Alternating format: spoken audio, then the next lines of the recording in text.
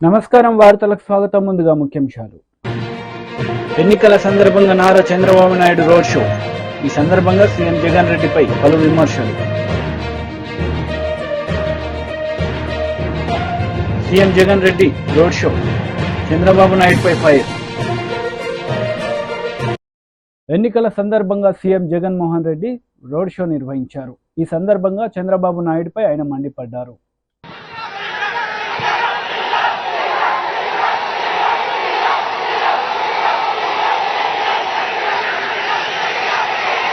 గతంలో ఎప్పుడు జరగని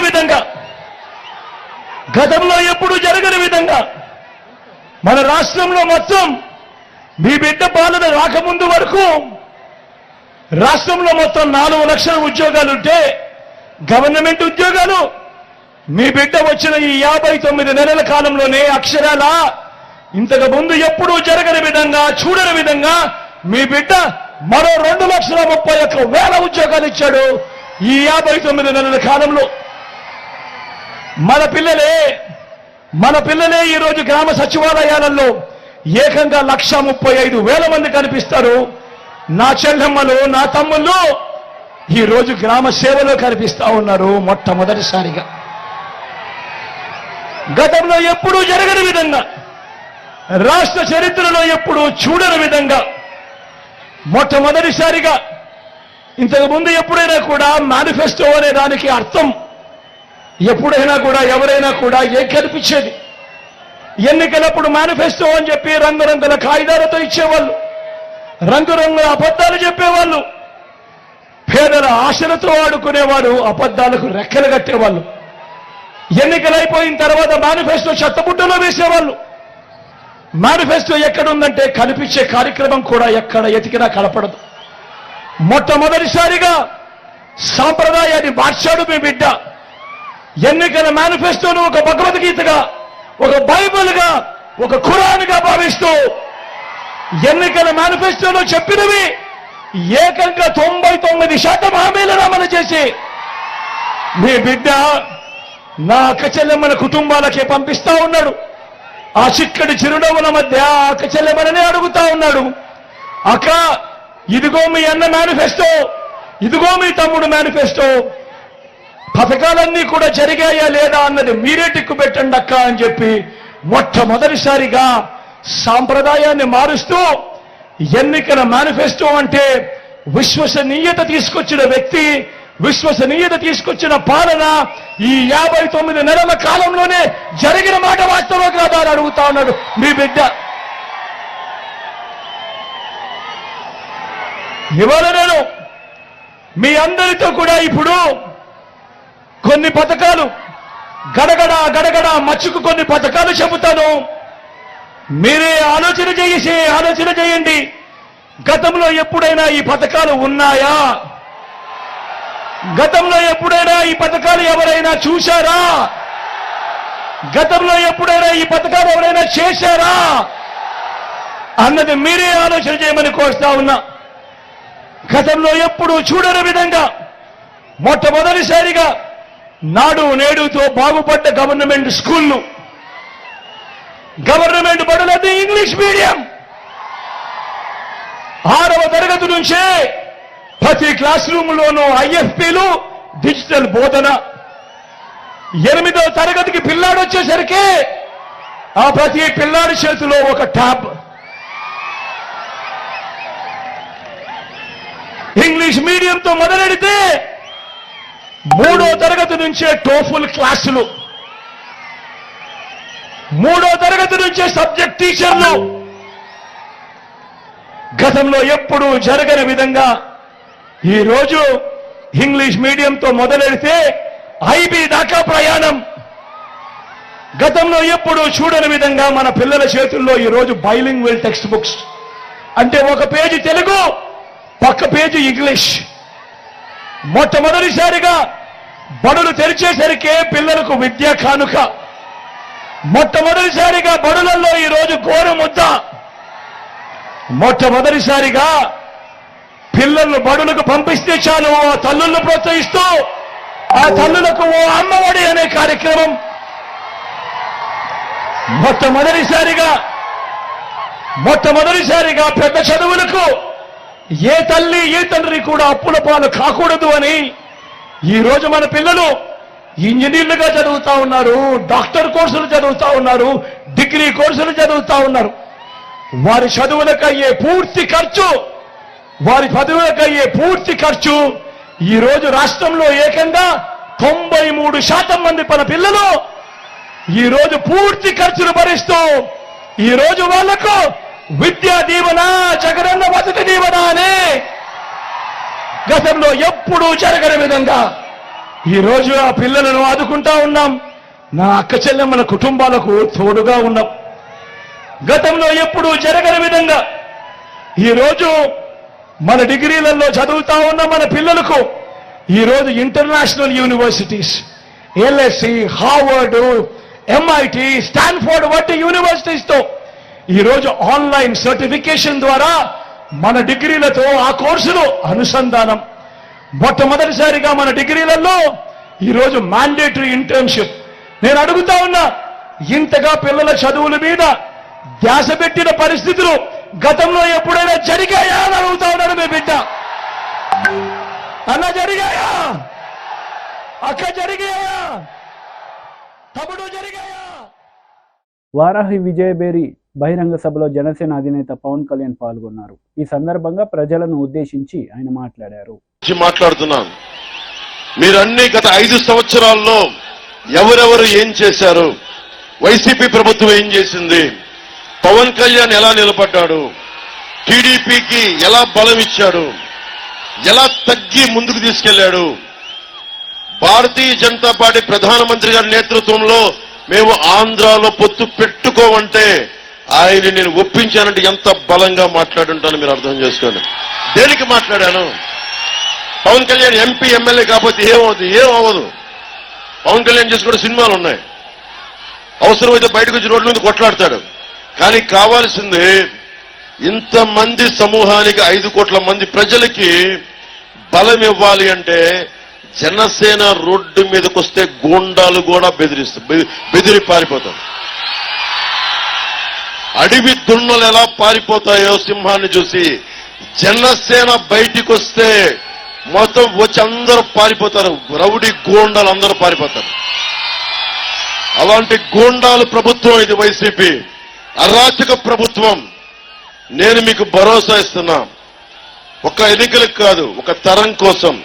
అక్కడ రెడ్ టీ షర్ట్ వేసుకుని చిన్న బ్లూ ప్యాంట్ వేసుకుని చూస్తున్న ఆ బిడ్డ భవిష్యత్తు కోసం, మీ భవిష్యత్తు కోసం,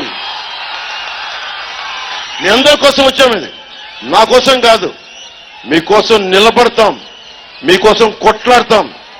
రేపు ఫుల్ డే, పూర్తి రోజు 24 గంటలు మీరు ఆలోచించుకుని ఈ రోజు నుంచి రేపు సాయంత్రం పడుకోబోయే వరకు ప్రతి వర్గం, మత్స్యకారులు కానీ, మత్స్యకారులు ఏమన్నాడు, మీ జాతి ₹1 ఇస్తే 10 కోట్లంతా ప్రచారం చేసుకుంటారని చెప్పి మత్స్యకార జాతిని తిట్టిన దురహంకారి చంద్రశేఖర్ రెడ్డి గారు. నన్ను ఎలా తిట్టాడో మీకు చెప్పక్కర్లా, చంద్రబాబు గారిని ఎలా తిట్టాడో చెప్పక్కర్లా. చంద్రశేఖర్ రెడ్డి గుర్తుపెట్టుకో, నీ సంగతి నేనే చూస్తాను ప్రత్యేకించి. చంద్రశేఖర్ రెడ్డి సంగతి నేనే చూస్తాను. ఎవరు పట్టించుకున్నా లేదో తెలియదు కానీ నువ్వు నన్ను అన్నందుకు చంద్రశేఖర్ రెడ్డి గుర్తుపెట్టుకో. నువ్వు ప్రజల్ని ఇబ్బంది పెట్టేశావు, ప్రకృతి వనరులను దోచేశావు, పేకాట క్లబ్బులు నడిపావు, మాఫియా అయిపోయింది, గ్రావెల్ని దోచేశావు, పచ్చని మడడుగులు నరికేశావు. గుర్తుపెట్టుకో చంద్రశేఖర్ రెడ్డి, నిన్ను రోడ్డు మీద తీసుకెళ్తావు, రోడ్డు మీదకి లాక్కొస్తాను. గుర్తుపెట్టుకో. నువ్వు నీ రౌడీజం చెప్పు, మీ బాస్ జగన్ చెప్పు, పవన్ కళ్యాణ్ చెప్పాడని చెప్పు, తాట తీసి కింద కూర్చోబెడతాం. ఇప్పుడు అతను పిఠాపురంలో చేస్తున్నాడు నా మీద, ఉప్పాడులో ఏం చేస్తాడు? 5 సంవత్సరాలు చేయని అభివృద్ధి ఏం చేస్తావా? 5 సంవత్సరాలు చేయని అభివృద్ధి ఏం చేస్తావు కొత్తగా? 5 సంవత్సరాల విలువైన కాలాన్ని ఇస్తే ఏం చేయాల? ఫీజు రీయింబర్స్మెంట్ చేశారమ్మా మీకు? Fee reimbursement చేయలేనాడు. 2300 కోట్లు రంగులు వేయడానికి, రంగులు తీయడానికి తీసుకున్నాడు ఈ వ్యక్తులు. మనకేం చేస్తారమ్మా వీళ్ళు? మత్స్యకారులకి ఏం చేస్తారు?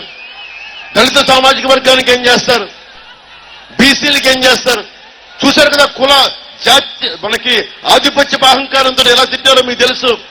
మనకి మత్స్యకారుల సమాజ వర్గాన్ని నువ్వు చొక్కా తీకు, నాకు చొక్కా చేసి సరిపోదు. ఈ పోస్టరింగ్ కాదు నాకు కావాల్సింది. రౌడీజామునికి ఎదురెళ్ళాలి మీరు. సలసల సలసల రక్తం కాగాలి గుండాలను చూస్తే నిన్ను చూసి భయపడాలి చంద్రశేఖర్ రెడ్డి. ఆ స్థాయికి వెళ్ళి నువ్వు. అందుకని ప్రజాగలం సభలో టీడీపీ అధినేత నారా చంద్రబాబు నాయుడు పాల్గొన్నారు. ఈ సందర్భంగా ఆయన ప్రసంగించారు. సైకో వస్తే ఇంక రాష్ట్రానికి పుట్టుగతులు ఉండవని అందరూ కూడా ముందుకు వచ్చే పరిస్థితికి వచ్చారు. నేను ఒకటే మీ అందరు కోరుతున్నా, ఒక్క విషయం మీరు చూడండి. నాడు మనం తీసుకొచ్చిన ఐటీ పాలసీ వల్ల ఒక రైతు బిడ్డ, ఒక సామాన్య యువతి, ఒక వెనుకబడిన వర్గాల బిడ్డ, ఒక ఎస్సీ విద్యార్థి ఈరోజు ప్రపంచమంతా వెళ్లారు. మీరు ఒకటే గుర్తుపెట్టుకోవాలి, ఎన్నో తరాలు కాదు 20 సంవత్సరాల్లో నేను అవలంబించిన పబ్లిక్ పాలసీ వల్ల, ఐటీ వల్ల మన వాళ్ళు అన్ని దేశాలకు వెళ్లిపోయారు. బ్రహ్మాండంగా గ్లోబల్ సిటిజన్స్ గా తయారైపోయారు. ఈ రోజు ప్రపంచంలో ఎక్కడికైనా వెళ్ళండి, ఆ దేశంలో మంచి ఇండ్లుండే కాలనీ దగ్గరికి పోతే అక్కడ ఇండియన్స్ ఉంటారు, వాళ్ళల్లో 40% తెలుగు వాళ్ళు ఉంటారు. అది నేను చూపించిన దారిని మీ అందరికీ హామీ ఇస్తున్నా. ఇప్పుడు నా ఆలోచన ఒకటి, తెలుగు వారిని అందరినీ గ్లోబల్ లీడర్స్ గా తయారు చేస్తా. ఈ ఊర్లో నువ్వు కూర్చొని కంపెనీ పెట్టి ప్రపంచం మొత్తం అన్ని దేశాల్లో పనిచేసే విధంగా ప్రోత్సహిస్తాను తమ్ముళ్ళు. అది నా ఆలోచన. 10,000 కిలోమీటర్ల నుంచి వచ్చారు వ్యవసాయ కూలీలు, పని కోసం పోయిన వాళ్ళు 1000 కిలోమీటర్లు తిరిగి వచ్చి సొంత డబ్బులు పెట్టుకొని నా కోసం, తెలుగుదేశం పార్టీ కోసం, ఎన్డీఏ కోసం, మా మిత్రుడు పవన్ కళ్యాణ్ కోసం వచ్చారంటే అది మాకుండే కమిట్మెంట్. అందుకే నేను అడుగుతున్నా, ఈరోజు మీరు చెప్పాలి, ఏం తమ్ముళ్ళు ఎవరికైనా ఉద్యోగాలు వచ్చాయని మిమ్మల్ని అడుగుతున్నా, వస్తాయని నమ్మకం ఉందని మిమ్మల్ని అడుగుతున్నా. ఇంకా ఎవరైనా రాకపోతే అందరికీ అప్పీల్ చేస్తున్నా, మీరందరూ రండి, ఓట్లేయండి. కొన ఊపిరితో ఉండే రాష్ట్రాన్ని కాపాడడానికి మీరందరూ చొరవ తీసుకోవాల్సిందిగా అందరినీ కోరుతున్నా. ఈ సమయంలో తమ్ముళ్ళు మిమ్మల్ని అందరినీ ఒక విషయం అడుగుతున్నా. ఈరోజు కొంచెం చల్లగా ఉంది, ఎల్లుండి ఎండ తీవ్రంగా ఉండొచ్చు, ఉండకపోవచ్చు. ఓట్లేస్తారా లేదా? ఎండకు భయపడతారా మీరు? ఒకవేళ నా ఓటు ఏమవుతుంది, ఏకపోతే ఏంటి అనుకుంటారా మీరు? ఓటు అనేది వజ్రాయుధం. సైకోని ఇంటికి పంపించడానికి వజ్రాయుధం. 7 గంటలకే రావాలి, 6 గంటలకు నిద్ర లేయాలి. లేస్తారా లేదా? 7 గంటలకంతా రెడీ కావాలి. 7 నుంచి 10 గంటల వరకు అన్ని బూతులు కూడా ఫుల్ అయిపోవాలి. అందరూ ఓట్లేసేయాలి. అక్కడ కొంతమంది రౌడీంచడానికి వస్తే ఒకటే నేను చెప్తున్నా మీకు, సైకిల్ స్పీడ్ పెంచండి, అడ్డం వస్తే తొక్కుకుంటా పోండి, నేను చూసుకుంటా. ప్రజాబలం ముందర ఈ సైకోలు ఏమీ చేయలేరని చెప్పి నేను మీకు తెలియజేస్తున్నా. ఇంకో పక్క నేను కూడా రేపు ఎల్లుండో కంట్రోల్ రూమ్ లో కూర్చుంటా. రాష్ట్రంలో ఏం జరుగుతుందో సమీక్షలు చేస్తా. ఎవడైనా తోక దిప్పితే తోక కట్ చేస్తా. ప్రజాస్వామ్యాన్ని కాపాడుకుంటారని ప్రతిజ్ఞ చేస్తున్నా. తమిళు ఈరోజు ఒక్క విషయం మీరు గుర్తుపెట్టుకోవాలి, ఈ రాష్ట్రం బాగుపడాలా లేదా? మీ జీవితాలు బాగుపడాలా లేదా?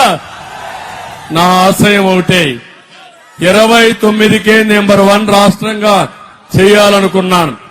నరేంద్ర మోడీ గారు 2047కి ఇండియాని నెంబర్ 1 దేశంగా, ప్రపంచం మొత్తం ఉండే ఇండియన్స్ ని నెంబర్ 1 గా చేయాలని ఆయన సంకల్పం. నా సంకల్పం తెలుగు జాతి నెంబర్ 1 గా ప్రపంచమంతా ఉండాలి. పేదరికం లేని రాష్ట్రమేనే ఆలోచన నా ధ్యేయం. ఏ పని చేసినా నిరుపేదలకు అండగా ఉంటా, తోడుగా ఉంటా. అందుకే సూపర్ 6 లో మీరు చూశారు, మా ఆడబిడ్డలకి ప్రతి ఒక్క ఆడబిడ్డకు హామీ ఇస్తున్నా. ఆడబిడ్డ నిధి 1500 రూపాయలు నెలకు, సంవత్సరానికి 18,000, 5 ఏళ్లలో 90,000. మీ ఇంట్లో ముగ్గురుంటే 2,70,000, ముగ్గురుంటే నలుగురుంటే 3,60,000 ఇచ్చే బాధ్యత నాదని మీ అందరికీ హామీ ఇస్తున్నా. ఎన్నికల సందర్భంగా మాజీ సీఎం కేసీఆర్ రోడ్ షో నిర్వహించారు. ఈ సందర్భంగా పలు అంశాలపై ఆయన ప్రసంగించారు. భారతీయ జనతా పార్టీ విద్వేషాలు నింపి ప్రజల మధ్య పగలు పెంచి దేశాన్ని చీల్చే పని చేస్తుంది తప్ప పేద ప్రజల గురించి, రైతుల గురించి, చేనేత కార్మికుల గురించి, పనిచేసుకుని బతికేటువంటి ప్రజల గురించి ఏ ఒక్క మంచి పని కూడా చేసే పార్టీ కాదు. కాంగ్రెస్ పార్టీ గత అసెంబ్లీ ఎన్నికల్లో అరచేతిలో వైకుంఠం చూపించి అలవిగాని హామీలిచ్చి గద్దెకెక్కింది కాంగ్రెస్ పార్టీ. ప్రతి ఇంటికి, ప్రతి మహిళకు 2,500 ఇస్తామన్నారు. మహిళలకు 2,500 వచ్చినాయా? రుణమాఫీ అయ్యిందా? రైతు బంధు అందరికి పడ్డదా? కరెంటు సరిగా వస్తున్నదా? కరెంటు కోతలు మళ్ళా మొదలైనయా? మన రంగనాయక సాగర్ ఎండబెట్టినరా? రైతుల పంటలు ఎండినాయా? అంటే ఇది పరిస్థితి. ఒకటే ఒకటి స్కీమ్ పెట్టినరు, అది మహిళలకు బస్సు, అది టోటల్ గా ఫెయిల్ అయిపోయింది. ఒక సర్కస్ లాగా అయిపోయింది తప్ప ఎవరికి లాభం జరగలే. అందువల్ల మీ అందరినీ కూడా నేను కోరేది, అర్థం చేసుకొని వివేచనతోని మన రాష్ట్ర భవిష్యత్ కోసం, ఈ దేశ భవిష్యత్ కోసం ఆలోచించి ఓటేయాలి తప్ప ఓటు ఎప్పుడు కూడా ఆగమాగం వేయకూడదు. ఏ ఒక్క హామీ అమలు కాలే, అవుతుందనే ఆశ కూడా లేదు. ఆ రోజు మనం 30,000 కోట్లు 2 దఫాలుగా రుణమాఫీ చేసినాం. ఈ ముఖ్యమంత్రి చెప్పినాడు, మీరు పరిగెత్తండి, లోన్ తీసుకోండి, డిసెంబర్ 9వ తేదీ నాడే 2 లక్షల రుణమాఫీ చేస్తామని చెప్పినారు. రుణమాఫీ జరిగిందా? ఏది కూడా జరగలే. 6 ప్రధాన హామీలతో పాటు 420 హామీలు ఇస్తే ఏ ఒక్క పని కూడా జరగలేదు. బీజేపీతోని ఏ ఒక్క పని జరగలేదు. అదే బీఆర్ఎస్ ప్రభుత్వం ఉన్నప్పుడు అన్ని వర్గాల ప్రజలను, కులము మతము అనే తేడా లేకుండా ఒక కోడి తన పిల్లలను కాపాడుకున్నట్టుగా అందరినీ కూడా వెనకకి తీసుకొని మనం ముందుకు పోయినాం. అందరిని కాపాడినాం, పేదల్ని కాపాడినాం. పేదవాళ్లకు, వృద్ధులకు 2,000 రూపాయల పెన్షన్ ఇచ్చినాం. ఈ ప్రభుత్వం 4,000 ఇస్తామని చెప్పినారు. 4,000 రూపాయల పెన్షన్ వచ్చిందా? రాదు కూడా, ఇక వచ్చే అవకాశం కూడా లేదు. మీ అందరికి నేను చేసే మనవి ఒకటే, మీరు చాలా గొప్ప స్వాగతం చెప్పినారు. నా గుండెల నిండా బ్రహ్మాండమైన సంతోషం కలిగింది. ఇప్పుడే హరీష్ రావు గారు చెప్పినట్టుగా మన అభ్యర్థి వెంకట్రామరెడ్డి మీకు తెలుసు. ఆయన ఇదే జిల్లాలో కలెక్టర్గా పనిచేసినాడు. ఈ జిల్లాను ఒకనాడు నేను ఎన్టీ రామారావు గారు ముఖ్యమంత్రిగా ఉంటే ఇదే చౌరస్తాలో సిద్దిపేట జిల్లా కావాలని నేను అడిగిన, కానీ ఎవరు చేయలే. కానీ నేనే ముఖ్యమంత్రి అయిన తర్వాత, తెలంగాణ వచ్చిన తర్వాత, హరీష్ రావు మంత్రి అయిన తర్వాత సిద్దిపేట జిల్లా చేసుకున్నాం. సిద్దిపేట జిల్లా చేయడమే కాదు, సిద్దిపేటకు రైలు కావాలని తెచ్చుకున్నాం, గోదావరి నీళ్లు తెచ్చుకున్నాం, సిద్దిపేట జిల్లా తీసుకున్నాం. కానీ జాగ్రత్త,